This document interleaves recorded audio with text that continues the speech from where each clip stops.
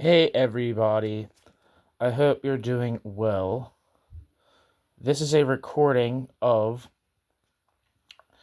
an entry from Sage Handbook of Frankfurt School Critical Theory, Volume 1. And this piece is titled Dialectic of Enlightenment, Philosophical Fragments by Marcel Stoetzler. I have other videos by Marcel Stoetzler on the channel. I'd also recommend checking out his work in general, as well as his YouTube channel. I don't know if he's put anything up there recently, but it has very good, close readings of Capital, for instance, on there. So check that out. So here we go. Dialectic of Enlightenment, Philosophical Fragments.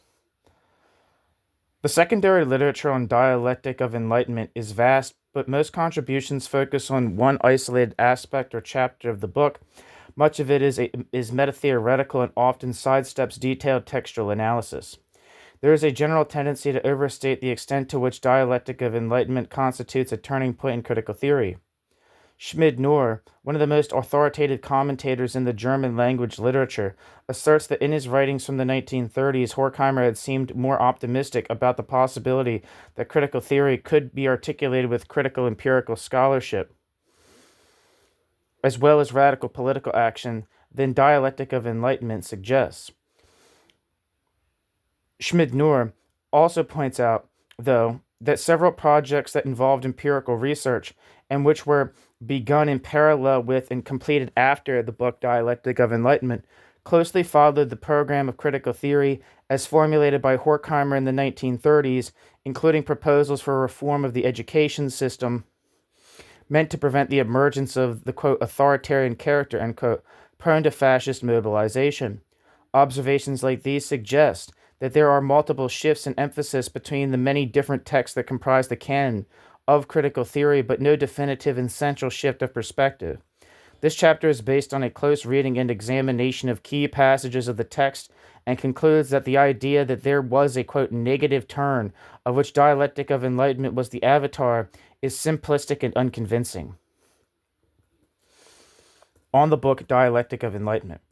The book Dialectic of Enlightenment, Philosophical Fragments, was written between 1941 and 1944 in Los Angeles by Theodor W. Adorno and Max Horkheimer in close cooperation, also involving Gretel Karplus Adorno, who typed both men's dictations, and Leo Löwenthal, who contributed to the first three sections of the chapter, Elements of Anti-Semitism. 500 mimeographed copies of a first version were informally distributed in 1944 under the title Philosophical Fragments. In this version, the first chapter, which in 1947 was renamed The Concept of Enlightenment, was titled Dialectic of Enlightenment. The Amsterdam publisher, Querido Verlag, a leading publisher of German-language exile literature, published the book under its final title, Dialectic of Enlightenment, Philosophical Fragments, in 1947. The word, quote, enlightenment means both the specific 18th century movement of that name and a general notion of incrementally, albeit not linearly, progressing self-consciousness observable throughout human history. The title clearly references its principal proposition, quote, enlightenment, contains both the seeds of its own destruction and the potential of an escape route from that destruction. As stated in the preface, the critique of the Enlightenment, quote, excuse me, I pressed the wrong button. One second, sorry. As stated in the preface, the critique of the Enlightenment, quote, is intended to prepare a positive concept of enlightenment which liberates it from its entanglement in blind domination. Quote, is intended to prepare a positive concept of enlightenment which liberates enlightenment from its entanglement in blind domination, end quote. Adorno and Horkheimer. The body of the work consists of 5 chapters of roughly equal length and a final section of 24 short pieces titled Notes and Sketches that pick up various aspects of the argument. The first chapter of the book is, since the 1947 version, The Concept of Enlightenment. It is followed by 2 chapters that are designated as, quote, excursus, or digressions related to the first chapter. The fourth chapter, titled Culture, Industry, Enlightenment as Mass Deception, was also initially intended to be an excursus. The last chapter, titled Notes and Sketches, is titled Elements of Antisemitism, Limits of Enlightenment, which is divided into 7 theses, the last of which was added in 1947. The writing generally refuses the linear logic expected of regular academic philosophy. Instead, each section starts with a fragmentary perspective.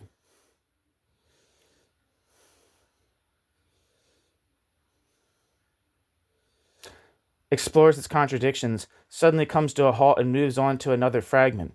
This style of writing may appear repetitive and circular, as similar arguments are made from only slightly different angles using different fragments of empirical or historical material. No argument is ever exhausted or concluded.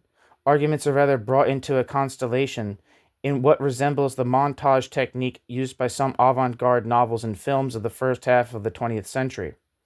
This unusually open style puzzled even close collaborators at the time who were familiar with the substantive arguments, and has since contributed to the book's reputation as being hermetic and esoteric.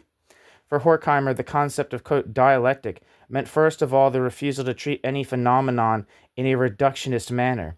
This conception of, quote, dialectic, thinking about history and society as a dynamic and contradictory totality, was developed by Horkheimer in a series of essays in the 1930s and must be kept in mind when reading Dialectic of Enlightenment. The actual phrase, quote, Dialectic of Enlightenment, was first used by Adorno in a letter to Horkheimer in November 1941 in the context of his reflections on a book on the Marquis de Sade. Parenthesis, de Sade is discussed in the second excursus of the book Dialectic of Enlightenment. In parenthesis, Adorno wrote that this book, not in fact referenced in the book Dialectic of Enlightenment, provided him with a, quote, lot of ideas, end quote. Vigor's House, 1995. Or Adorno as quoted in Vigor's House. Several publications by Horkheimer and Adorno from the years preceding Dialectic of Enlightenment anticipate aspects of the latter's argument and can usefully be studied to make it more accessible. The most obvious preparatory text is Horkheimer's 1936 essay titled Egoism and the Free Movement on the Anthropology of the Bourgeois Era, end quote. This essay takes its inspiration from the contrast between the pessimistic and optimistic strands of bourgeois anthropology, such as between Hobbes and Rousseau. Horkheimer develops a dialectic of the constitution of bourgeois subjectivity, quote, anthropology in a historical framework reaching from, quote, early modernity to the then present. The aim of the essay is to derive the character, structure, and political practice of contemporary fascist demagogues from the contradictory character of bourgeois society, rather than seeing them as forces that somehow struck from outside that society. In other writings in the 1930s, too, Horkheimer used readings of what he called, quote, the dark writers of the bourgeois epoch, end quote, those who explored and systematically exposed its most violent and illiberal aspects, as a method to get under the skin of contemporary society. This method resonates with a sentence from Karl Marx's Introduction to a Contribution to the Critique of Hegel's Philosophy of Right. Quote, these petrified conditions must be made to dance by having their own tune sung to them, end quote, which Adorno pointed to as a key methodological inspiration.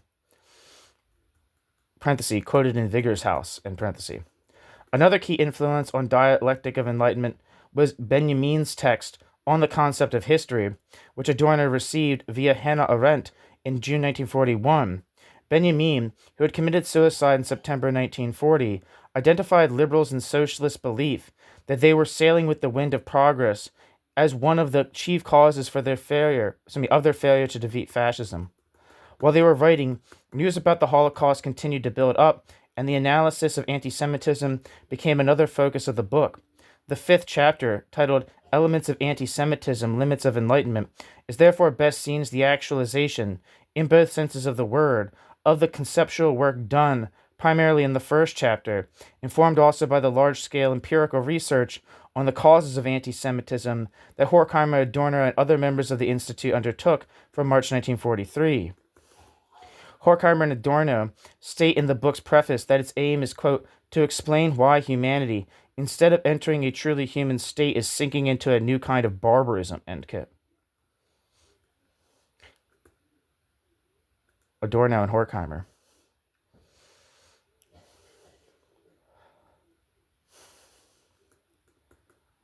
And they relate the fragmentary nature of the book to the collapse of their initial plan to structure the book along the disciplinary boundaries of sociology, psychology, and epistemology. Scholarly disciplines, though, became meaningless in the context of, quote, the present collapse of bourgeois civilization, end quote. Fascist demagogues and liberal scholars feed off the same zeitgeist, marked by the, quote, self-destruction of the Enlightenment, end quote. Science and scholarship are therefore no longer potent weapons against fascism, and this even affects, quote, tendencies opposed to official science, end quote. Adorno and Horkheimer. It is for these reasons that, quote, in reflecting on its own guilt, end quote, thought finds that it lacks of language. Self-censorship has made censorship superfluous, which seems to be, quote, the ambition of the educational system, end quote. Adorno and Horkheimer. The cult of facts and probabilities has flushed out conceptual thinking, a crucial means of resistance. Quote, the blocking of the theoretical imagination has paved the way for political delusion, end quote, i.e. fascism. The, quote, destruction of enlightenment inhibited the writing of the book, but also provided its primary subject matter. It became thereby an exercise in self-reflection. Thinking that aims at enlightenment is inseparably linked to freedom in society, but also in its very concept, as in the societal institutions which it is intermeshed, quote, already contains the germ of the regression which is taking place everywhere today, end quote. Adorno and Horkheimer. Enlightenment must reflect on this, quote, regressive moment, end quote, in order to survive. Thinking must salvage its, quote, sublating character, end quote, i.e., thinking's ability to drive the actuality of historical progress beyond its limitations, preserving but negating it in the making of a truly humane world. Only critical conceptual thinking is able to contribute to this. Thought that has been deprived of concepts easily falls, quote, under the spell of any despotism, end quote. Only critical conceptual self-reflective thinking can guard against paranoia.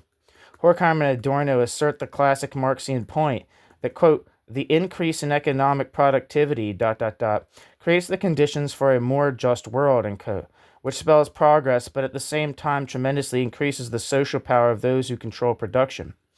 Individuals are better provided for than ever before, but individuals, quote, vanish before the apparatus they serve, end quote. Adorno and Horkheimer. This state of things is completed by, quote, the flashy and noisy propagation of spirit, end quote, while spirit's true concern is the, quote, negation of reification, end quote. The spread of reified spirit, i.e. culture in the form of things and commodities, Kulturgut, kills off spirit, and with it the hope for the better state of things. Quote, the flood of the flood of precise information and brand new amusements makes people smarter and more stupid at once, end quote. Horkheimer and Adorno. Horkheimer and Adorno emphasize that their concern is not the same as that of the conservative, quote, critics of civilization, end quote, who promote, quote, culture as a value, end quote. Quote, what is at stake is not conservation of the past, but the fulfillment of past hopes, end quote. Adorno and Horkheimer. The, quote, selling out of culture, end quote, would not in itself be particularly deplorable. The point is that it helps in, quote, converting the economic achievements into their opposite, end quote. Adorno and Horkheimer. Capitalist civilization has not only destroyed metaphysics, i.e. the transcendental element in thinking that pushes beyond the reality of, quote, that which is, end quote, but has itself become metaphysics, the, quote, hygienic factory, end quote, and the commodities that are produced there are imbued with the power to transcend what they actually are. The critique of the reification and destruction of spirit is meant to help reaping, quote, the economic achievements, end quote, of the capitalist economy, and thereby to defeat fascism and other delusions.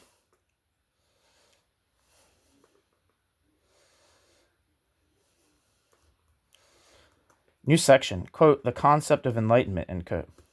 As the first chapter contains the principal argument of the book on which the other chapters build, it will be presented here in greater detail. The chapter, The Concept of Enlightenment, consists of 3 sections of roughly equal length, divided into 9, 6, and 7 rather long paragraphs, respectively. Most paragraphs contain several trains of thought that often dialectically negate each other. The complex style of presentation means that any kind of summary treatment of the whole would be liable to distort the argument. The essential point tends to be superseded in the tension between blocks of text that destabilize each other's meaning. The argument of the chapter, The Concept of Enlightenment, like that of the book Dialectic of Enlightenment in general, is therefore best presented through close readings of selected substantive sections. I will concentrate on reconstructing the 3rd section. As it is the most comprehensive part of the chapter, the main motives of the first 2 sections are, very briefly, as follows.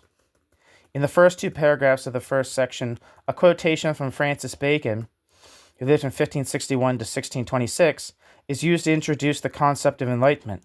Enlightenment lets itself be guided by nature in order to be able to command it in practice. Knowledge is for the increase of power, not of happiness.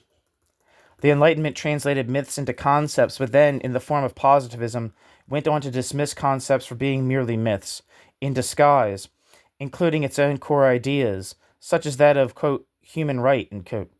Enlightenment critique destroys its own concepts and becomes destructive of enlightenment, a process that is summed up in the formula, quote, enlightenment is totalitarian, end quote. Adorno and Horkheimer. Quote, quote, totalitarian, end quote, means here that nothing is left out. It is complete and without gaps. Parenthesis, not, quote, totalitarian, end quote, as in, quote, totalitarianism, end quote, although that might have been intended as a connotation, end parenthesis. The fourth paragraph argues that enlightenment denounces myth as the projection of human subjectivity onto nature. Both rationalism and empiricism aim to abstract from particularity and quality through emphasis on systems, logic, numbers, equivalence. The following 3 paragraphs discuss myth as an early form of enlightenment that gradually turns into the enlightenment that destroys myth, while preserving aspects of the mythical. Myth was always part of the attempt to dominate nature through patterns of replaceability, representation, fungibility, abstraction, and signification. Logic gradually emerges from magic and myth. The last 2 paragraphs present the Enlightenment, beginning with myth as a response to fear, whose expression it turns into explanation. Anything outside the system of naming and explaining is taboo. This is still the case with positive science, which, like myth in the beginning, is concerned with banning the fearsome, dangerous, and unknown. As long as it does this, however, it remains unfree.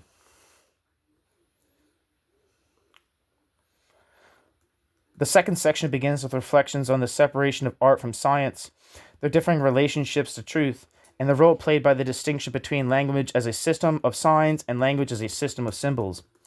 Art remains akin to magic that tries to influence nature by mimicking it, whereas science tries to dominate nature through work. Bourgeois revolutions have typically preferred faith over art and science. Horkheimer and Adorno refer to militant religiosity as a characteristic of modernity. In the fascist present, quote, the utterly enlightened, end quote, turn the irrationality of faith into rationally organized fraud.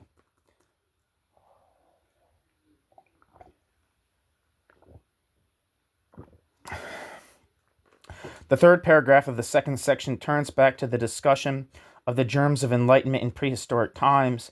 Social domination emerges together with the division of labor that makes magic a concern of a specialist, the magician.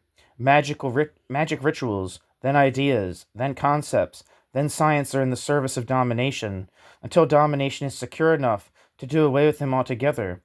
On the way, human history has produced a number of ways in which enlightenment negated but also preserved magic.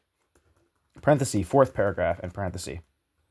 The fifth and sixth paragraphs discuss the mathematization of science as, quote, totalitarian, end quote, as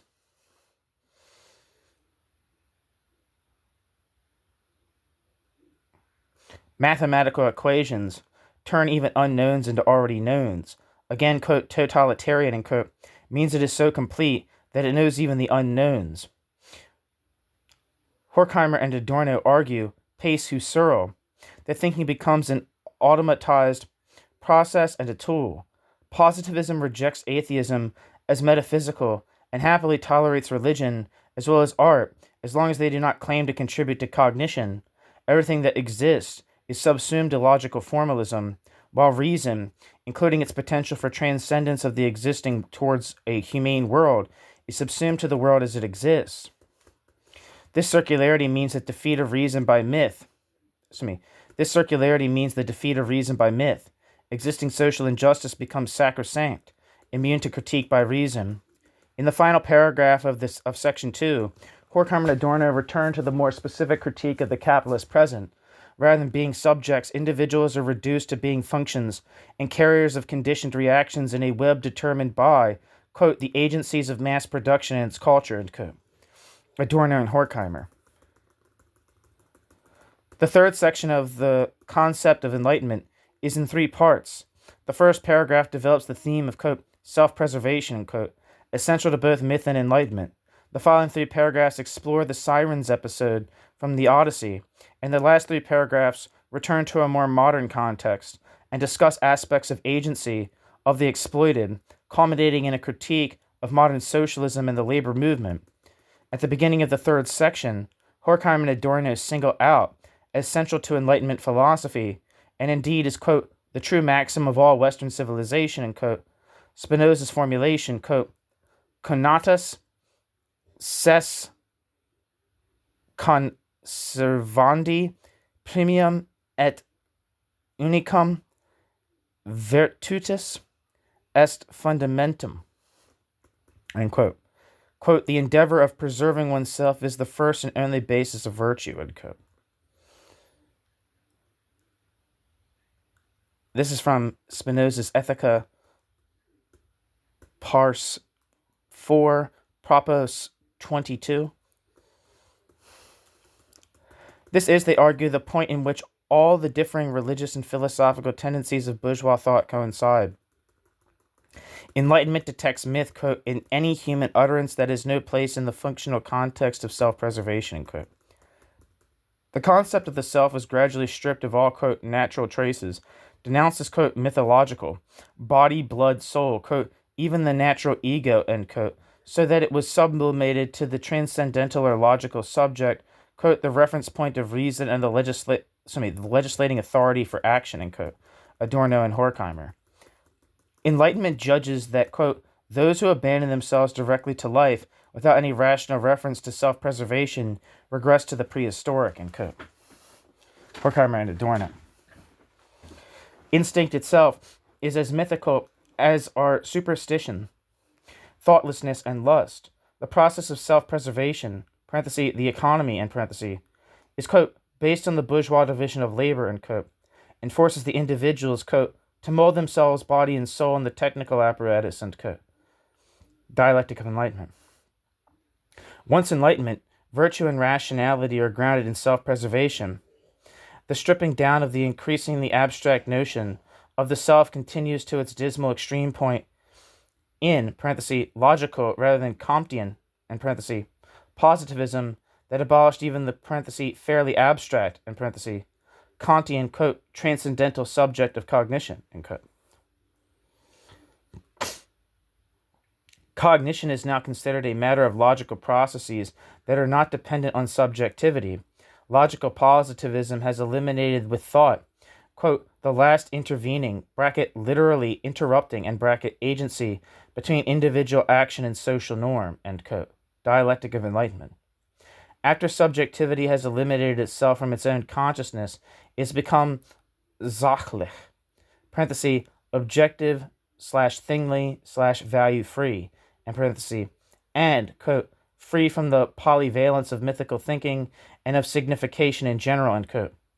Reason has become, quote, a universal tool for the fabrication of all other tools, end quote.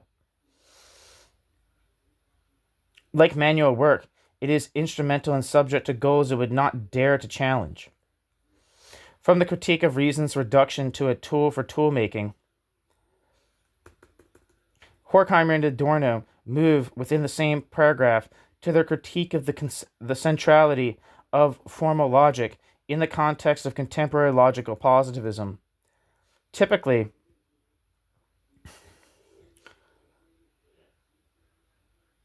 the book Dialectic of Enlightenment, they argue here on two levels at once, a specific historical and a generic or genetic one. Quote, the exclusiveness of the laws of logic, end quote.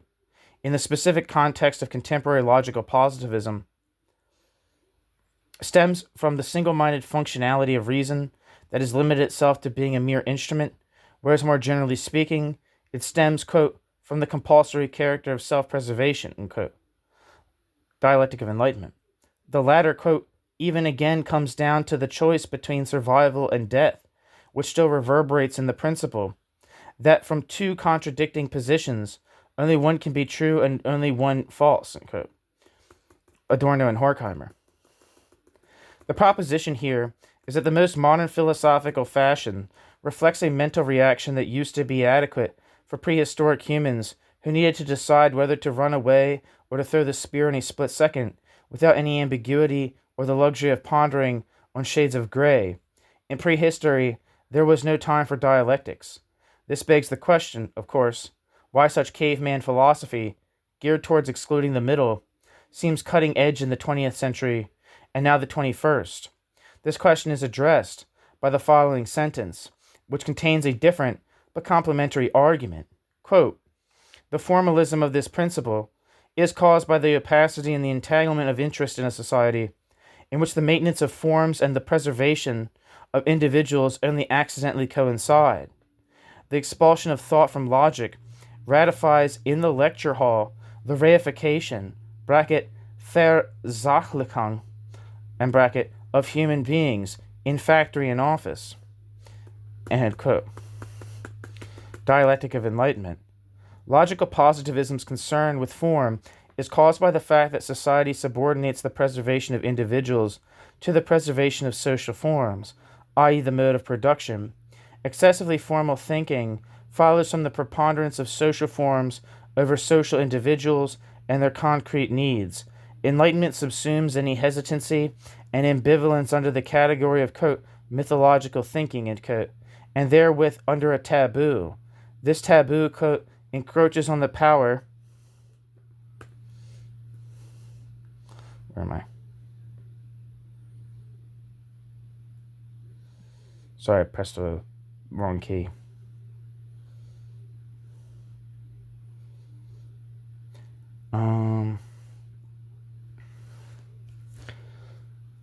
Excessively formal thinking follows from the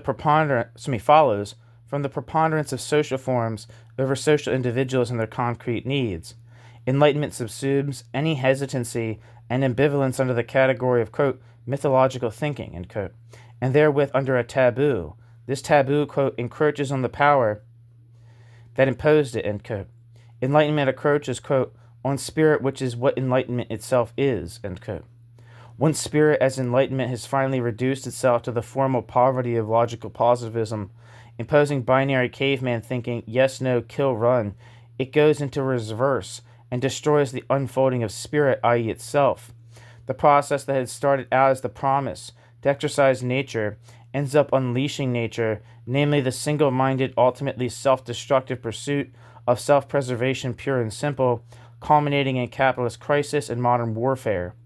Tragically, the self-destruction and regression of the spirit, i.e. of enlightenment, is fueled by its own fear of regression. The process in which the self is alienated, entfremdet, itself from mere, quote, nature, end quote, was so painful that the self is horrified by the notion of falling back into nature. This horror causes the regression. The fear that humans could regress to that heart of prehistoric darkness made them do the most horrible things, right in the heart of historical darkness. Quote, the living memory of prehistory, of its nomadic and even more of the truly pre-patriarchal periods, has in all millennia been expunged from people's consciousness with the most terrible sanctions, end quote. In the modern period, torture by, quote, fire in the wheel, end quote, has been replaced by, quote, stigma, with which it branded any irrationality as leading to perdition, end quote. The acknowledgement that evolving civilization has softened itself to the extent that torture has been replaced by stigma is followed in the same paragraph by sarcastic remarks on the bourgeois love for, quote, lesser evils, end quote, and moderation. Even enlightened hedonism is well-tempered. Lust that is learned to hate itself, quote, through millennia of work pressure, end quote, remains, quote, mean and mutilated, end quote.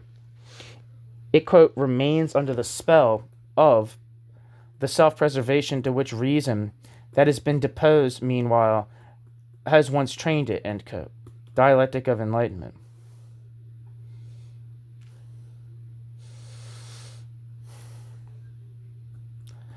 Enlightenment slandered the fear of unsubdued, threatening nature as superstition, while it made domination of internal and external nature the absolute purpose of life. In developed industrial society, quote, when self-preservation has finally been automated, reason is dismissed by those who, as controllers of production, have taken over its inheritance and fear it in the disinherited, end quote. Adorno and Horkheimer. The dialectic of enlightenment or of reason takes on a new form as the triumph of increasingly rationalized self-preservation leads the ruling class, those who control production, to turn against reason because they fear that reason is now jumped ship and gone over to the exploited.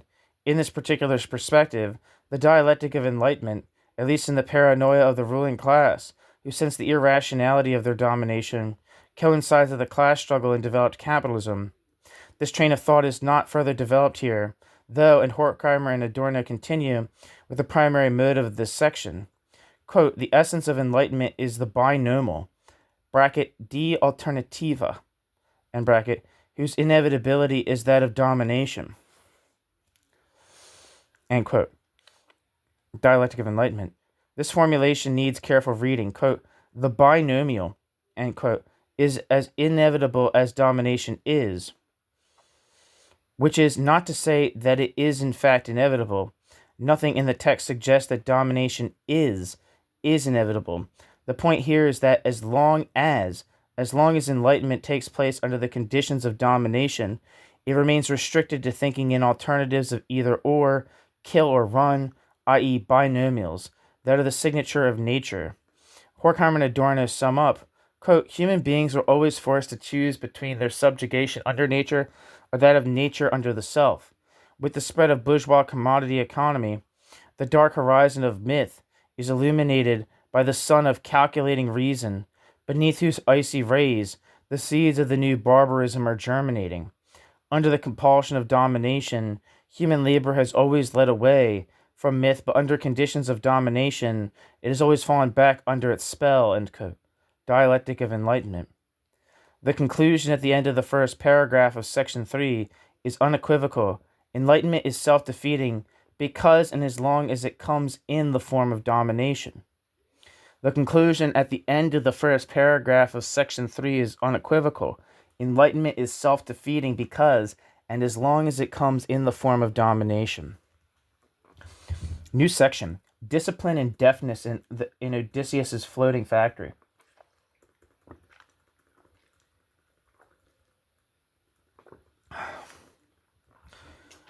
The following 3 paragraphs of section 3 discuss the Sirens episode from the 12th book of the Odyssey, the Homeric epic from the 8th century BCE.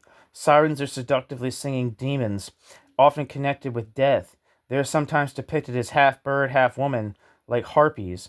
Whoever listens to their singing will die. The aspect of Homer's text picked up on by Horkheimer and Adorno is how Odysseus deals with the danger. As Odysseus' ship is taken as a metaphor for a workplace, a kind of factory under conditions of quasi-slavery, this section is in fact a reflection on the concept of labor.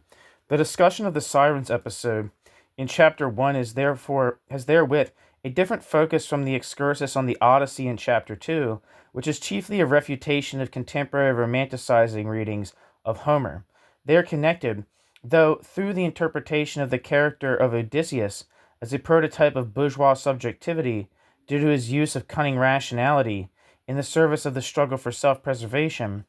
The bourgeois subject is required to be totally in the present moment. To survive, one must not dwell in the past, This is, however, just what the sirens offer. They sing about the past. Getting lost in their song promises enjoyment. Their song is proto-art, art not yet, quote, neutralized to being merely art, end quote. Dialectic of Enlightenment. The siren's naughty promise of enjoyment threatens the patriarchal order represented by nautical discipline. Horkheimer and Adorno are scathing about the disciplining process. Quote, humanity had to inflict terrible injuries on itself before the self, the identical, purpose-directed masculine character of human beings was created, and something of this process is repeated in every childhood, end quote. Dialectic of Enlightenment. To lose oneself, which means to lose oneself as one's ego, is tempting, but as it was such hard work to produce the self, the bourgeois subject must be determined to keep it up. The process of producing the self is that of civilization, whose path, quote, was that of obedience and labor, over which fulfillment shines always on as a semblance.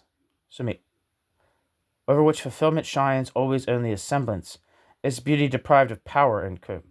Art is the beauty of a hard-working, beautyless world. Odysseus's men must row like crazy and have their ears plugged. Quote, those who work are forced to look ahead full of energy and keenly focused, ignoring anything that lies to one side, end quote. Dialectic of Enlightenment. Quote, Odysseus, the landowner who has others working for him, end quote, by contrast, keeps his ears unplugged. Odysseus chooses to be exposed to the temptation, but has himself bound to the mast, while his men can hear neither the sirens nor their boss asking to be unbound. In the name of self-preservation, Odysseus arranges a fettering constellation to the effect that neither he nor his workers are able to abandon work discipline. But Odysseus affords himself the torturous luxury of being exposed to the temptation that he knows he will want but cannot allow himself to give into. He denies happiness to himself as much as his men, but he at least wants to know what he is missing. The siren's tempting promise of happiness is, quote, kept out of the way of praxis, end quote. Dialectic of Enlightenment. Reduced to art, something to be contemplated at a distance. Homer depicts here the separation of art and labor. Horkheimer and Adorno discuss in the following paragraph the relationship between Odysseus and Odysseus's men, focusing on the image of Odysseus in bondage. The image demonstrates his remarkable power. The workers work while the boss is chained to the mast. His power is so secure that it can be deputized. This implies, however, regression as well as increased power. Exemption from labor means mutilation. As in Hegel's phenomenology of spirit, the Lord becomes dependent, while the bondsman who works on the thing from which the Lord is separated enjoys the element of independence that the involvement in direct production grants. For Horkheimer and Adorno, Odysseus's bondage points to both the differentiation and development of skills and knowledge that civilization comprises, and the increasing, quote, fixation of instincts through greater repression, end quote, through which, quote, imagination withers, end quote. Quote, the curse of unstoppable progress is unstoppable regression, end quote, which implies that those who have been left behind by progress, quote, represent not only untruth, end quote, those of the cutting edge are fettered by their own civilization, while some dimension of truth may be accessible to those, quote, less developed. In the following paragraph, Horkheimer and Adorno explore the other side of the relationship, that of the rowers. Here the focus is on their enforced deafness, which mirrors the self-induced immobility of their commander. Quote, the autocratic intellect detaches itself from sensuous experience in order to subjugate it, end quote, and is likewise affected by regression. The intellect's, quote, domination over the senses, end quote, such as when it plugs the ears in order to facilitate the labor process, takes place through the, quote, unification of the intellectual functions, end quote.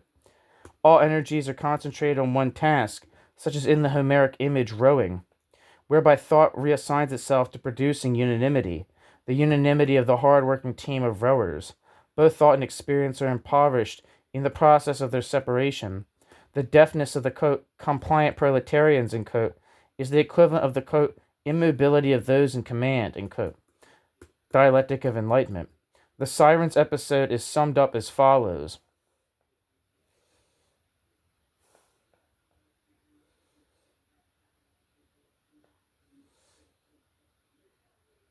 Quote, the more complicated and refined the social, economic, and scientific apparatus, to the operation of which the system of production has long since attuned the body, the more impoverished are the experiences of which it is capable. End quote. In other words, the system of production has attuned the body to the societal apparatus, destroying its ability to make experiences. Science-based rationalization of production turns qualities into functions and humans back into amphibians. Quote, the elimination of qualities, their conversion into functions, spread from science via rationalized modes of work to the life world that is shared by all modern human societies and approximates it once more to that of the amphibians. The regression of the masses today lies in their inability to hear with their own ears what has not been heard before, to touch with their hands what has not previously been grasped. It is the new form that delusion assumed after all its mythical forms were defeated. Through the mediation of the total society that subsumes our relationships and impulses, human beings are being turned back into precisely what the developmental law of society, the principle of the self, has struggled to overcome. Mere species being, identical to one another through isolation, within forcibly directed collectivity.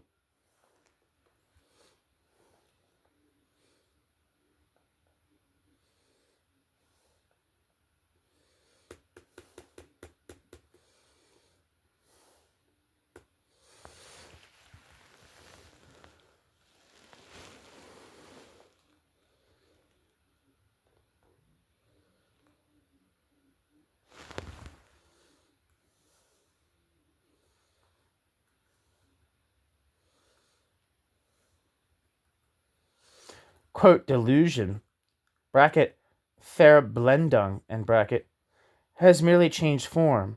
Mythical delusion has become enlightened delusion. The history of society has returned humans to their prehistoric starting point. Horkheimer and Adorno interpret the image of the rowers as representing, quote, modern workers, end quote, in three different contexts that are unified by the societal totality: production, factories, culture, cinemas, politics, collectives. Quote, the rowers, unable to speak to one another, are all harnessed to the same rhythms.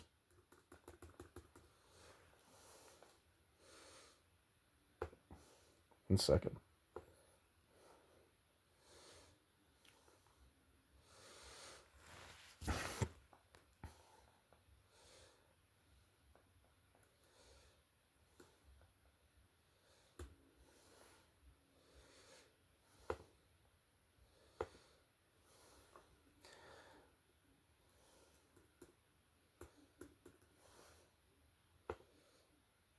Second.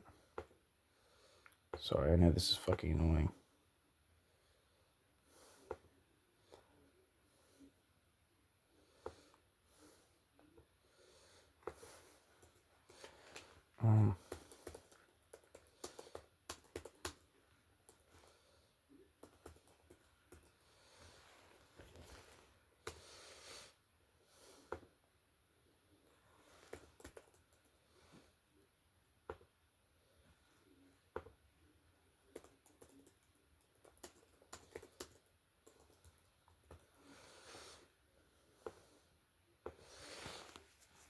Sorry about that. Quote, the rowers, unable to speak to one another, are all harnessed to the same rhythms, like modern workers in factories, cinemas, and collectives, end quote. Dialectic of Enlightenment. It is important to note that in spite of the overall emphasis on civilization as the history of, quote, spirit, end quote, the self, Horkheimer and Adorno assert here a materialist perspective, while, quote, conscious manipulation additionally renders the oppressed stupid and deflects them from the truth, end quote. Conformism is enforced, first of all, by, quote, the concrete conditions of work in society. The concrete conditions of work in society, end quote. Dialectic of Enlightenment.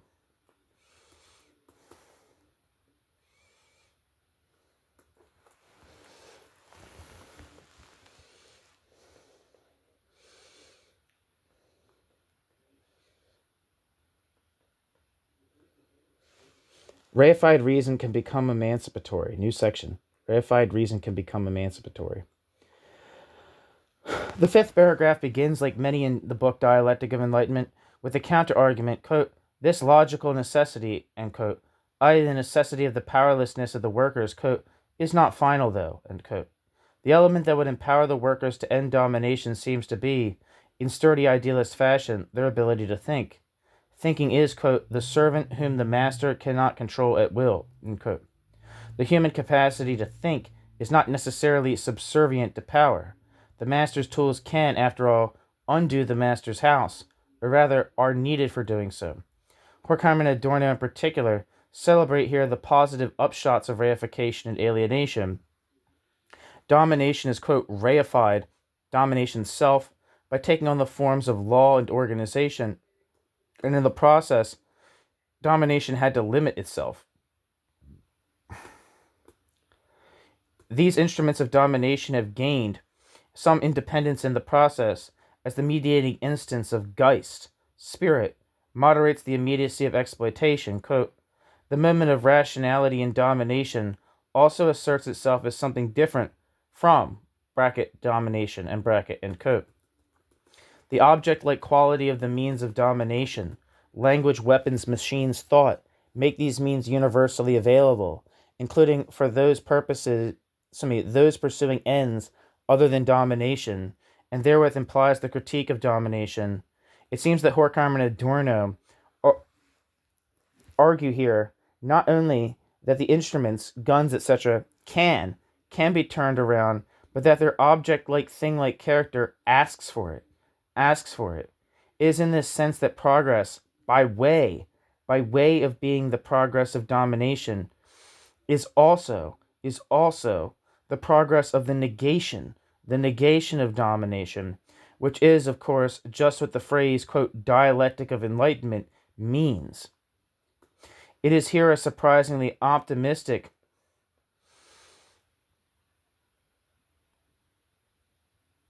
concept.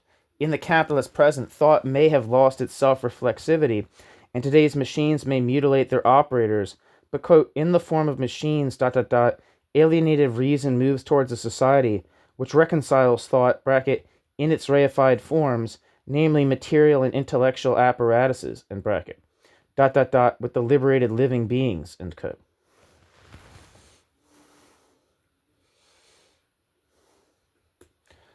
Dialectic of Enlightenment. Of course, Horkheimer and Adorno instantly pour cold water on the hints of optimism in this account of reification, but pointing out how, quote, the rulers, end quote, react to the objective openness of the historical situation. Smelling the rat, quote, the rulers denounce reason itself as ideology, which brings the discussion back to one of the book's leitmotifs, the attack on, parenthesis, Comtean, as well as, quote, logical, end quote, and parenthesis, positivism. The ruling, quote, cliques, fascists and proto-fascists, have abandoned rationalist justifications of their, quote, misdeeds, and use instead the rhetoric of intuitions, mission, and destiny, posturing, quote, as the engineers of world history, end quote. Horkheimer and Adorno conclude this paragraph with a reflection on productivity, power and class in contemporary capitalism. Quote, now that the livelihood of those still needed to operate the machines can be produced with a minimal part of the labor time which the masters of society have at their disposal, the superfluous, mass of the population, are drilled as additional guards of the system, so that they can be used today and tomorrow as material for its grand designs, end quote. Misery that consists of the contrast between power and impotence is growing immeasurably, in tandem with the capacity permanently to abolish any misery, end quote. Dialectic of Enlightenment.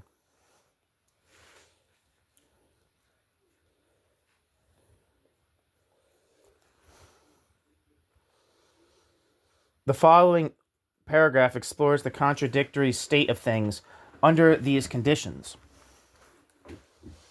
Thinking about thinking is central to critical theory that constitutes an exercise in self-reflection. Quote, I don't know why I said quote, there's no quote here. Thinking about thinking is central to critical theory that constitutes an exercise in self-reflection. Enlightenment's enlightenment. It begins by stating that, quote, the reason of the reasonable society, end quote, is not in fact reasonable.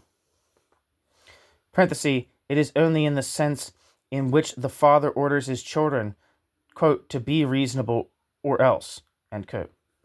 The good news is that this system's inevitability is only an illusion. The bad news is that thinking that is societally constituted, quote, as an instrument of domination, end quote, cannot dissolve this illusion. Unfortunately, a type of in itself emancipatory thinking does not exist, but the crux of Horkheimer and Adorno's argument is that the nature of thinking as such points beyond its own social historical constitution. Thinking cannot escape the entanglement that keeps it, quote, ensnared in prehistory, end quote. Parenthesis, the struggle for self-preservation, but at least it can recognize, quote, the logic of either or, with which it radically emancipated itself from nature, as this nature itself, end quote. We are able to understand that we escape nature only by means of being very much like nature. We are able to understand that we escape nature only by means of being very much like nature. We have not yet transcended nature, and in this sense we are not humane yet, and we know it somehow, due to the relentlessness of thinking itself, unstoppably consistent thinking, relentless in this respect like nature, cannot stop short of recognizing and then challenging its own nature-like character. Thinking produces a kind of overflow that enables it to reflect on itself. Its steady trickle is the basis of humanity's hope for emancipation. Horkheimer and Adorno's concept of dialectics precludes any attempt to separate the good bits of enlightenment from the bad bits. Enlightenment is emancipatory and liberating only through its instrumental and dominating aspects. This is the dialectic of enlightenment. The remainder of this paragraph elaborates this notion. Horkheimer and Adorno state bluntly that people cannot but represent nature to themselves, quote, in such a way that it can be mastered, end quote. They relate the notion of thinking as an instrument to that of identity. An instrument or a tool is a thing that is the same thing in a variety of different situations. In this sense, it stands out as something, quote, known, unitary, and identical, end quote, from a world of, quote, chaotic, manifold, and disparate, end quote, objects. I have one identical hammer, but I use it to hit many different non-identical nails. Likewise, the concept is, quote, the mental tool that fits into just that point in many things where one can clutch them, end quote. Horkheimer and Adorno caution against any form of thinking that tries to deny its own instrumental character, such as mysticism and some forms of utopian thinking. The assumption there could be a mystic union of concept and thing, or subject and object, is delusional. They applaud enlightenment, by contrast, for coldly declaring and asserting domination as a process of separation. While enlightenment thinking separates subject and object, it reflects reality and is, in this sense, true. At the same time, it is false when it believes things ought to be the way they, quote, positively, end quote, are. Domination is at the root of both superstition and enlightenment. When enlightenment denounces superstition, enlightenment actually denounces enlightenment's self, albeit in its own earlier guise and not consciously. Although enlightenment means domination, it also makes the dominated, quote, audible in its alienation, end quote. The rate of increase of domination of nature by enlightenment seems to correspond to the increase of the counter-tendency, the greater hearing that the same enlightenment grants to alienated nature. As it did through myths, exploited nature continues to speak through enlightenment, but it speaks differently. When spirit recognizes spirit's self as, quote, nature split from itself, end quote, spirit is in fact nature that invokes itself as blind and mutilated, whereas in prehistory nature used to invoke itself, using humans as its medium, as mana, as omnipotent. Quote, when spirit modestly confesses that it is domination and as such not something other than nature, bracket, in natur sich zurücknimmt, end bracket, it dissolves its claim to domination that subjects it to nature, end quote. Dialectics of Enlightenment. Dialectic of Enlightenment. Domination of nature is not to end, but it ought to recognize itself honestly for what it is, and thereby as self-reflexive domination of nature. Self-reflexive domination of nature transform itself into a softer, more enlightened, maybe humane form of domination of nature. It would thereby begin to transcend nature. Human history as humane history would finally begin.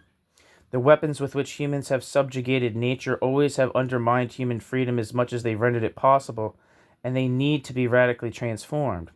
Quote, through recognition of nature within the subject, which constitutes the unrecognized truth of all culture, enlightenment is antithetical to domination as such. End quote. Adorno and Horkheimer. This is one of the clearest statements of the benign side of the dialectic. Horkheimer and Adorno describe transformed, self-critical, emancipatory enlightenment as, quote, the unrecognized truth of all culture, end quote. The enlightenment that tends to, quote, confuse freedom with the business of self-preservation, end quote, is denoted, quote, bourgeois.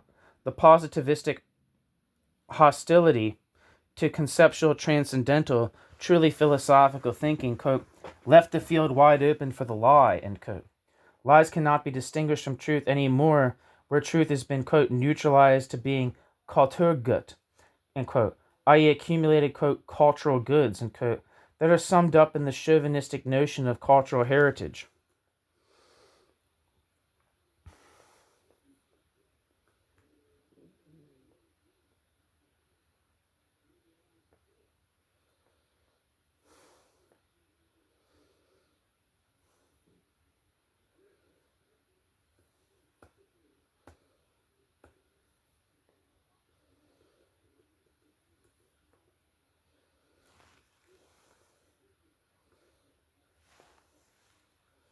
One second.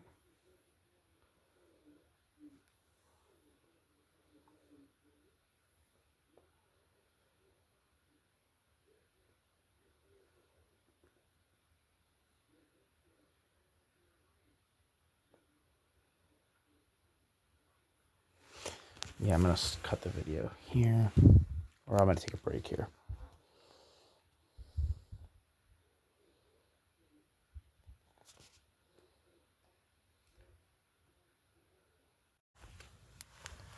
New section. The insufficient radicalism of the labor movement. The insufficient radicalism of the labor movement, socialism, The last paragraph of the chapter, The Concept of Enlightenment, begins with a critique of the insufficient radicalism of the labor movement. Quote, socialism, in a concession to reactionary common sense, prematurely confirmed as eternal that necessity, end quote, namely the necessity of the societal domination that results from the struggle for self-preservation against overwhelming hostile nature. The domination of nature there reflects and extends nature itself, whose essence is nothing other than necessity and the struggle for self-preservation, thereby trapping humanity in prehistory. The progress towards history proper, the history of humane society reconciled with nature, is arrested. When humanity fights and dominates nature, it is nature. It is nature.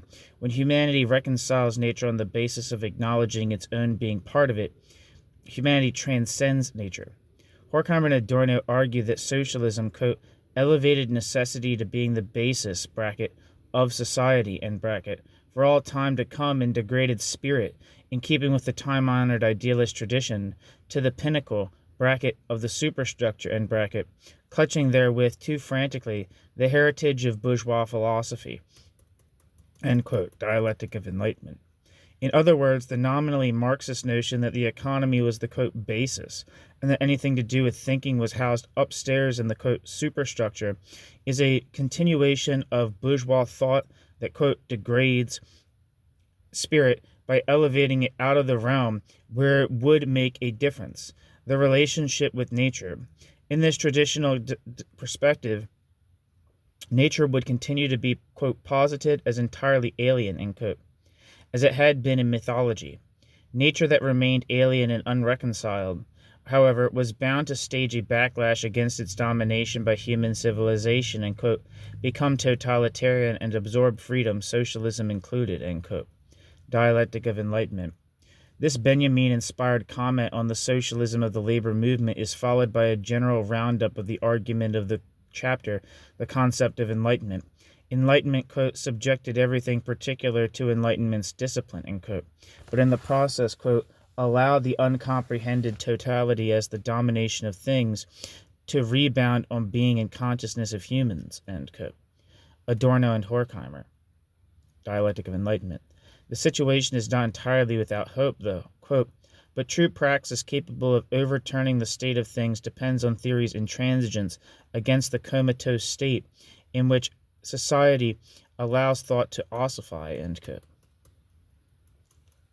Dialectic of Enlightenment.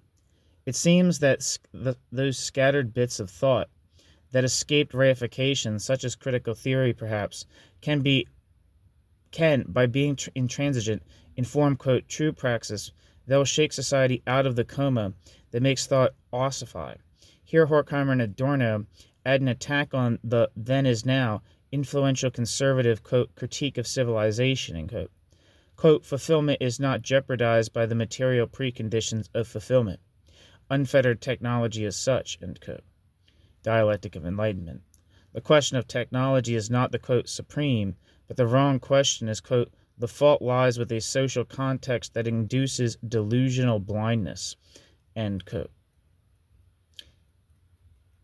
The, quote, mythic scientific respect that people all over the world pay to what the given facts are, end quote, has become, quote, a fortress before which even the revolutionary imagination despises itself as utopian and degenerates to the compliant trust in the objective tendency of history, end quote.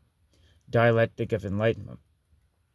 Horkheimer and Adorno encourage here, quote, the revolutionary imagination, end quote, not to capitulate before the positivistic fetishization of facts. Quote, the spirit of a theory that is intransigently formulated in this perspective might be able to turn around that of merciless progress when it has run its course, end quote. Dialectic of Enlightenment. The notion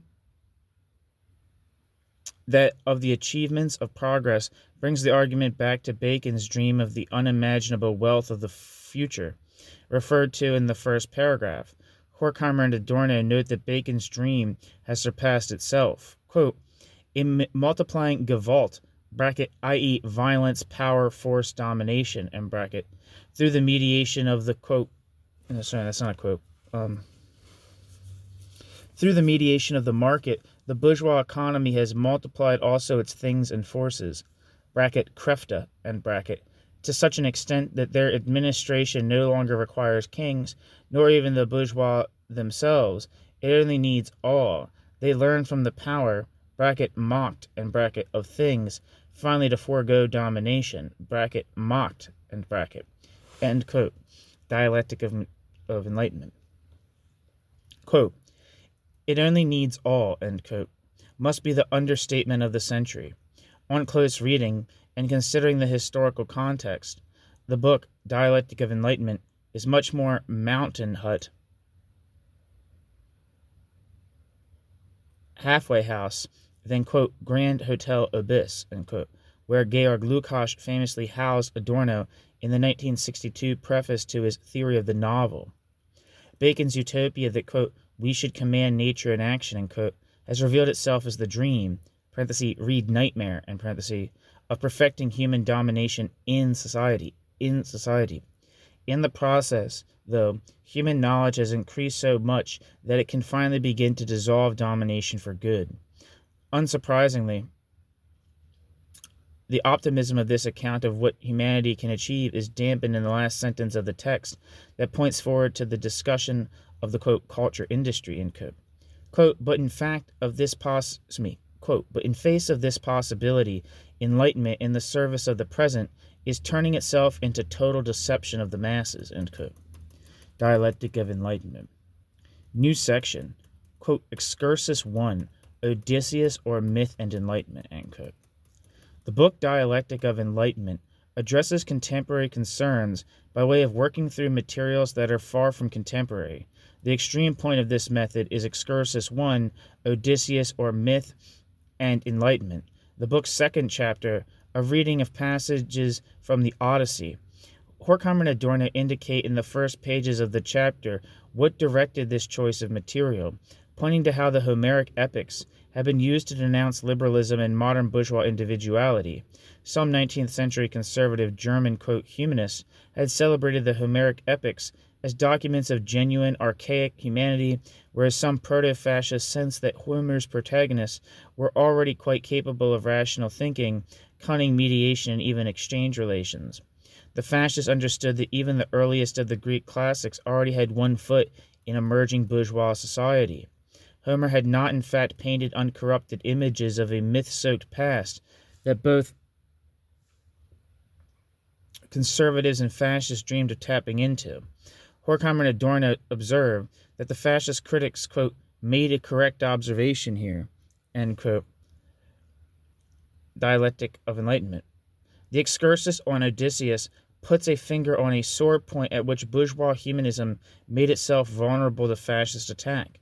The humanists celebrated as, quote, myth, something that was in fact already a document of enlightenment, clearing the ground for the fascist anti-humanist celebration of myth.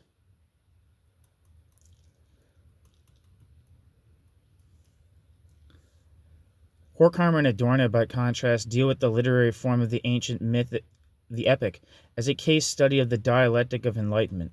Odysseus's adventure journey home from Troy is read as a tale of the making of the bourgeois subject by resisting and overcoming temptations, conquering the emerging subject's internal nature. The chief motive is the notion that civilization is the history of the introversion of sacrifice. As renunciation of desires, throughout the epic, Odysseus, whose most prominent qualities are patience and cunning, has to conquer his own impulses.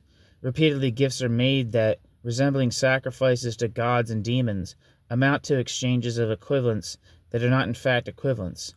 Sacrifices are attempts to cheat the gods by offering them things, say an animal, that are much less valuable than that which the humans in question expect to receive in return.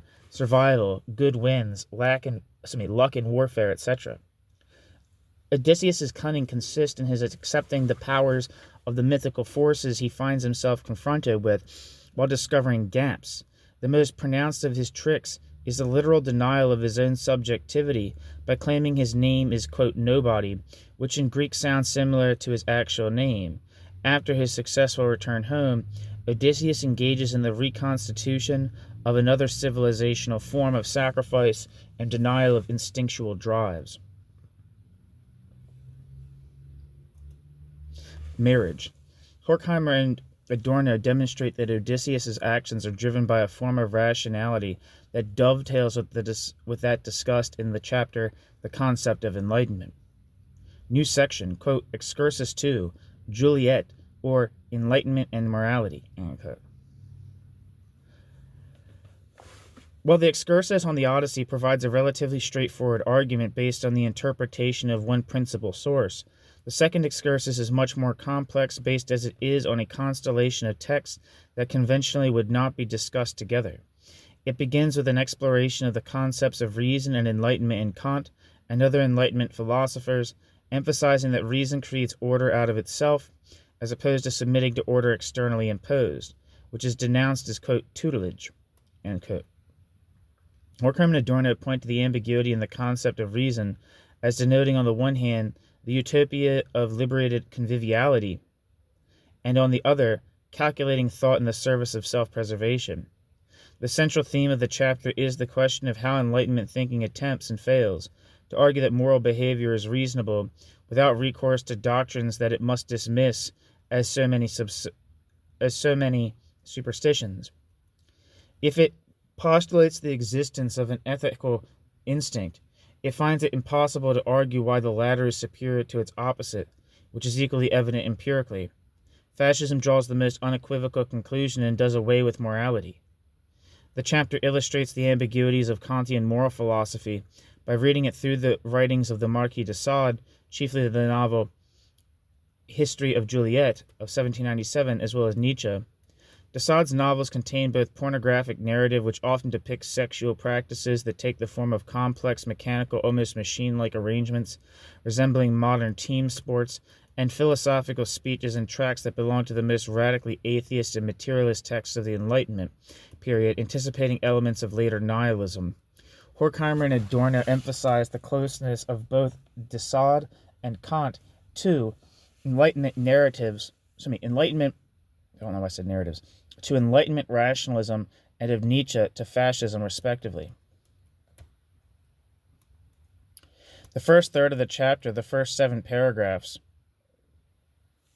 provides the general argument, culminating in the observation that the mainstream representatives of the Enlightenment movement rejected the radicalism of Kant's first critique as they understood it undermined the, as it were, reasonable amount of superstition and religion that bourgeois society required, while Kant himself limited the, quote, critique of pure reason, end quote, through his moral philosophy, quote, in order to rescue the possibility of reason, end quote. Dialectic of Enlightenment.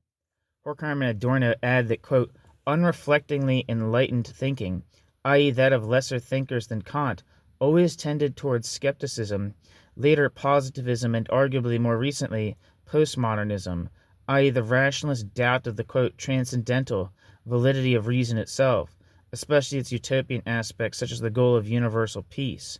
Quote, dark thinkers like de Sade and Nietzsche are contrasted to both the dialectician Kant and the various forms of proto-liberal bourgeois skeptics as consistently rationalist thinkers who attack morality and civilization as so much mythology. The remainder of the chapter mainly explores the radicalism of the, quote, dark thinkers. The discussion moves from the rationalist rejection of pity and philanthropy to the discussion of the relationship between work and enjoyment, the idea that lust is only allowed as a break and in reasonable terms rather than excessively as festival, and finally to love, marriage, family, and the domination of women. New section, quote, culture, industry, enlightenment as mass deception, end quote. Culture, the sphere of activity of spirit or enlightenment, has become, quote, industry, and therewith deception.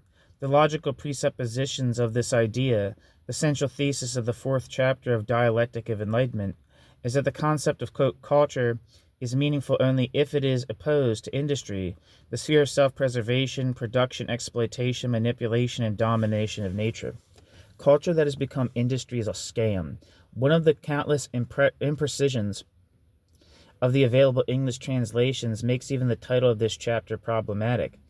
As there is no article in the German text, it is, quote, culture industry, not quote, the culture industry, end quote.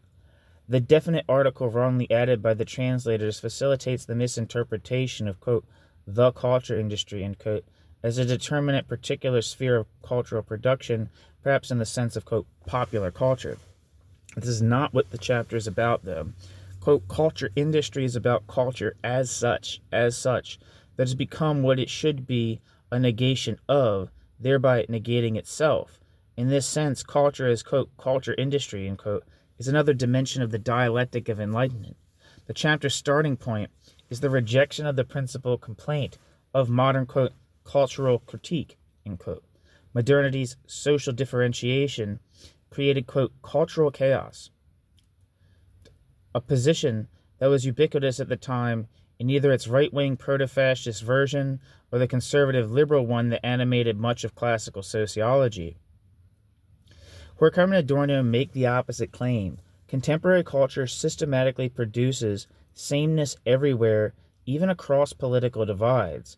Culture has always been business, but now it has abandoned any attempt to hide it. Although written in the United States, the text hints at the fact that the New World did not seem altogether new to these German refugees. Quote, in Germany, the graveyard stillness of the dictatorship already hung over the gayest films of the democratic era, end quote. Dialectic of Enlightenment. The claim that there is cultural continuity between liberal and fascist regimes refers to Weimar Germany and the Third Republic first, then to the latter and the, quote, West. Standardization and centralization derive neither from technology as such, nor from consumers' demands, but from the inner logic of the social totality. Within the latter, the, quote, cultural monopolies, end quote, are relatively weak and dependent. Quote, the objective societal tendencies in the present era end quote, is incarnated in the leaders of steel, oil, electricity, and chemistry concerns, to whom the producers of culture, quote, must hurry to adapt, end quote. Culture or spirit is an index, not the cause of the societal misery.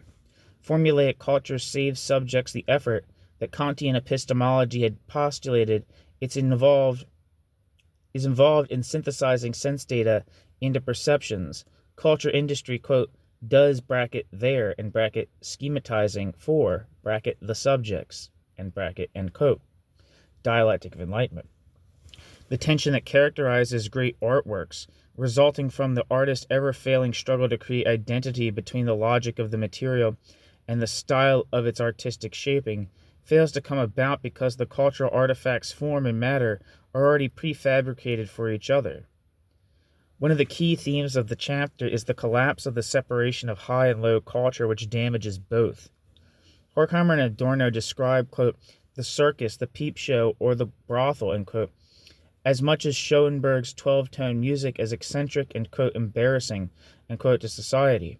Culture industry domesticates, perfects, streamlines, and mainstreams both high and low culture, and in the process exercises whatever could be recalcitrant about them. The split between cheap and dirty amusement and high art should, in fact, be defended, as it is witness to the division and falseness of society itself. Horkheimer and Adorno applaud, quote, cartoon films, end quote, that, quote, were once exponents of fantasy against rationalism, end quote, and, quote, redeemed animals and things by having their technology electrify them, end quote. Dialectic of Enlightenment. Lesser examples, domesticated by culture industry and lacking any subversive imagination, quote, merely confirm the victory of the technological reason over truth, end quote. Dialectic of Enlightenment. Quote, traces of the better state of things persist in those features of the culture industry by which it resembles the circus, end quote. Dialectic of Enlightenment. Culture industry is, quote, causing meaninglessness to disappear at the lowest level of art just as radically as meaning is disappearing at the highest, end quote. It imposes the same schemata of meaning on everything and in the process ruins all. Under the regime of culture industry, quote, to be entertained means to be in agreement, end quote. Concerning high culture, Horkheimer and Adorno emphasize that artworks have always been commodities. The purposelessness of great art depended on the anonymity of the market. Beethoven was a great businessman. The artwork is classically described as being determined by internal purposiveness without external purposes. Let me repeat that sentence. The artwork is classically described as being determined by internal purposiveness without external purpose, but its own purposelessness is owed to purposes dictated by the market. Horkheimer and Adorno do not in fact critique culture industry for having turned all culture into commodities, as conservative and romantic, quote, cultural critique, end quote, does. On the contrary, part of what they lament is the false dissolution of its commodity form. An extreme point of this process is radio broadcasting, which lends itself to centralized fascist manipulation. Under conditions of culture industry, the classical concert is attended in order to gain the prestige of having been there and of knowing all kinds of things about it, its exchange value, as it were, rather than for the enjoyment, its use value. Artworks are denigrated to being Kulturgüter, culture goods, now often supplied or subsidized by the state as advertisements of itself, when they should be aufgehoben, sublated, overcome, resolved in a liberated society.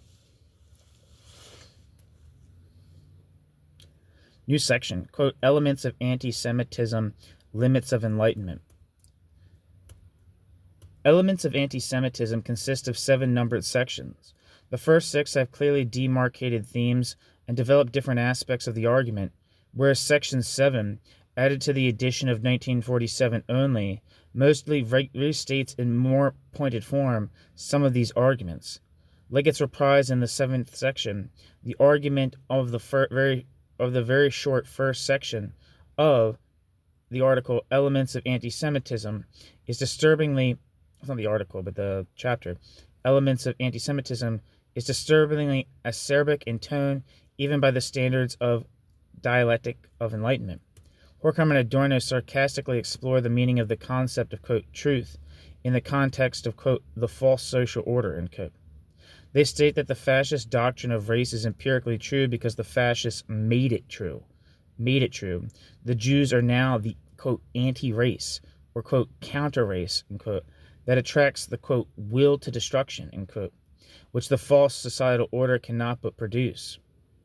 It also speaks the truth about the fascists themselves who, quote, express their own essence, end quote, in the image they create of, quote, the Jew, end quote. It is the fascists who desire, quote, exclusive property, appropriation, limitless power at any price, end quote. Horkheimer and Adorno add that the modern hunger for limitless power paradoxically emerges, while economically there is no need anymore for domination, end quote. The liberal response to the fascist doctrine, by contrast, is, quote, true as an idea, end quote, only, quote, by positing the unity of mankind as in principle already given, though the liberal thesis contributes to the ideological limitation of the existing order, end quote. Dialectic of Enlightenment. The fact that there are still Jews who have not entirely assimilated to the false totality is an embarrassment to liberalism. Liberal support for Jews is therefore half-hearted.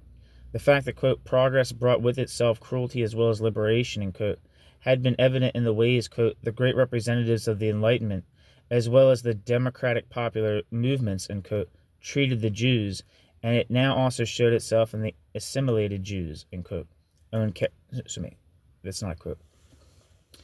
And it now also showed itself in the assimilated Jews' own character. They joined, quote, the modern bourgeoisie, end quote, when it was already, quote, in the process of moving on towards regression to naked domination, end quote, in fascism. The assimilated Jews adopted the liberal belief in the integrative, quote, harmony of society, end quote, at a time when this harmony was already morphing into the Volksgemeinschaft, parenthesis, the nation in the state of declaring itself race, end parenthesis, that murdered them, the assimilated Jews. The opening salvo of the chapter Elements thus defines the illusory commitment to liberal society as the main cause of helplessness in the face of this society's fascist metamorphosis. While the first section presents anti-Semitic nationalism as a moment of the modern bourgeoisie in its post-liberal state, the second section looks at, quote, anti-Semitism as popular movement, end quote. For the commoners, anti-Semitism is a, quote, luxury, end quote, without material benefits. In class society, wealth and happiness are reserved for the elites. If a group from outside the traditional elites acquires wealth and happiness, they must be trampled down. The Jews are, in the context of European society, just such a group. Quote, the banker and the intellectual, form an imagined imagery of the denied longings of those crippled by domination, which domination utilizes for its own perpetuation. Horkheimer and Adorno suggest that anti-Semitism is a particular form of appearance, bracket, Gestalt, and bracket, of spirit, Geist, in bracket, entangled in domination, quote, spirit being the desperate effort of humans to break out of domination. Anti-Semitism helps obscure the spirit's entanglement in domination itself. The entanglement in what it struggles to overcome is the fundamental malady intrinsic to civilization as such, and this fact explains anti-Semitism's impenetrability. Quote, straightforwardly rational, end quote, explanations and refutations of anti-Semitism in terms of economics and politics, even if they are entirely accurate, are bound to fail, quote, because rationality is entangled with domination is itself the root of the malady, end quote. Only reflection on the entanglement itself would help, i.e. a form of reflective rather than, quote, straightforward rational explanation. The argument for the second section culminates in the claim that anti-Semitism is a, quote, ritual of civilization, end quote, that is, quote, pointless, end quote, if looked at from a rationalistic perspective. Quote, the pogroms are the true ritual murders, end quote. Ritual murder libel thus being a case of projection, Rituals are not rational, but they reflect the rationality of society. The third section of the Elements chapter is in two parts. The first part deals with one of the structural preconditions of anti-Semitism, namely the need for the capitalist producers to deflect their responsibility for exploitation onto a scapegoat. The key idea here is that capitalist production conceals its exploitative character and, quote, and shouts, "Stop thief," pointing at the Jew, end quote. As an old-fashioned representation of the sphere of circulation, the second part attempts to explain why the Jews are the obvious group to be cast in the role historically. Quote, "The Jew was not allowed to put down roots and was hence slandered as rootless," end quote. Section 4 deals with religion, the chief claim being that religion was, quote, "subsumed when it became a cultural artifact, but not overcome, bracket, aufgehoben, end bracket, end quote. This destroyed the delicate dialectic between truth and deception that has characterized spirit, i.e. the dynamic of human civilization in its traditional religious form. There had been priestly deception and manipulation, but also the longing for redemption. Spirit as religion in its modern incarnation ends up hating spirit, or rather ends up allied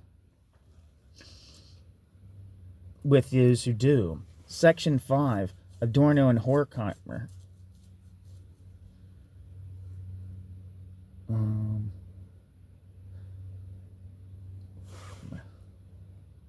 Section 5 contains an anthropological discussion of how civilization preserves the traces of civilization's subjection of nature and how it becomes quasi-nature in the process. Modern civilization develops a destructive fury against the, quote, "anachronistic" remnants of its own initial stages, including mimesis and magic, as representative of the first attempts of human civilization to get a grip on nature. But in fascism ends up celebrating and fetishizing mimetic and magic behaviors, formulae, rituals, uniforms, etc. Section 6 discusses paranoia and projection, which are on the one hand characteristics of fascist anti-Semitism, but on the other, fundamental to human perception of reality, part of dealing with nature and thus intrinsic to civilization. Horkheimer and Adorno pick up the psychoanalytic explanation of modern anti-Semitism, but refract it through the reading of Kantian epistemology, according to which every perception contains an element of projection by the subject and is guided by fears, desires, etc. Framed by a conception of the evolution of human civilization, this allows them to propose an argument about what kind of projection and paranoia is implicated in fascism and anti-Semitism, namely the kind that is unreflectingly spellbound by self-preservation, and in the process loses contact with reality as its touchstone. Section 7 mostly recapitulates in condensed form the overall argument of, quote, elements, articulating some aspects rather more strongly than in the previous sections. The responsibility of German liberalism for fascism, the implication of progressive democratic leftism in the general tendency of a, quote, rage against difference, end quote, and thus at least indirectly in anti-Semitism, the anachronism of the liberal bourgeois order in the face of the ability of humanity's productive forces to rebuild human society on the basis of abundance rather than artificial scarcity. Section 7, along with the first three sections, is there with the most immediately fruitful source for discussion of anti-Semitism from a perspective that is political as well as societal and economic.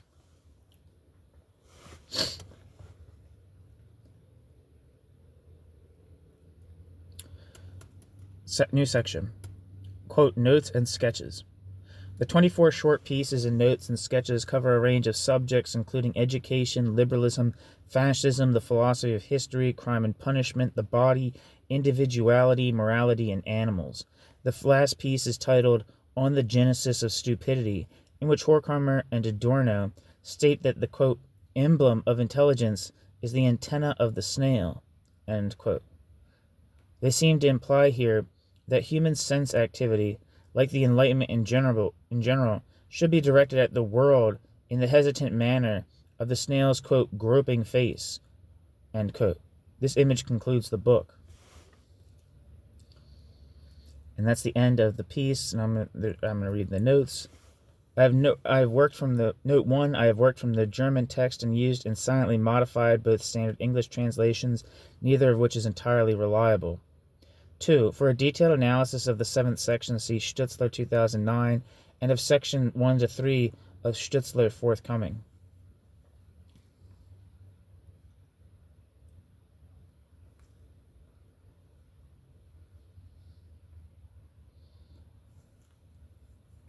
And the references are Dialectic of Enlightenment by Horkheimer and Adorno, obviously.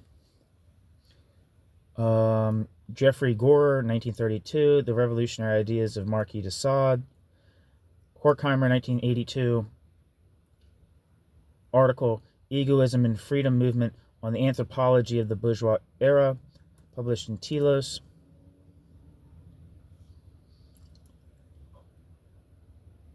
Horkheimer and Adorno, the German translation, Dialectic der Aufklärung, philosophische Fragmente, in Horkheimer Max, Gesamte Schriften, Band 5, Dialectic der Aufklärung und Schriften, 1940 to 1950, herausgegeben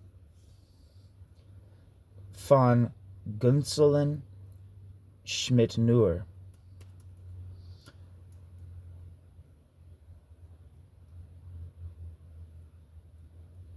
And a different translation of Dialectic of Enlightenment by Gunzelin Schmidt-Nur, translated by Edmund Jeffcott. Lukács, Theory of the Novel.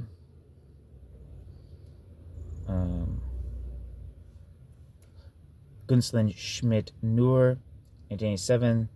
Nachtwort des Herausgebers, in Horkheimer, Horkheimer Max, Gesammelte Schriften, Band 5, Dialectik der Aufklärung und Schriften, 1940-1950, edited by Gunzelin Schmidt-Nur, Frankfurt am Main. Marcel Stoetzler, 2009, article, Liberal Society, Emancipation, and Anti-Semitism, Why Current Debates on Anti-Semitism Need More Dialectic of Enlightenment, published in the book Nostalgia for a Redeemed Future, edited by Stefano Giachetti. Marcel Stoetzler, forthcoming article, Anti-Semitism as Intrinsic to Bourgeois Civilization, Horkheimer and Adorno's Elements of Anti-Semitism, in Lars Fischer's edited volume, Critical Theories of Anti-Semitism, New Perspectives, edited by Lars Fischer. Rolf Wiggershaus, 1995, The Frankfurt School, Its History, Theories, and Political Significance. And Eva Maria Sieger, 2009, Antisemitismus und Gesellschaftstheorie, Die Frankfurter Schule im amerikanischen Exil, Frankfurt am Main, Surkamp. Okay, so that's the end of the chapter, completely, of Dialectic of Enlightenment, Philosophical Fragments, by Marcel Stoetzler. Thanks for listening.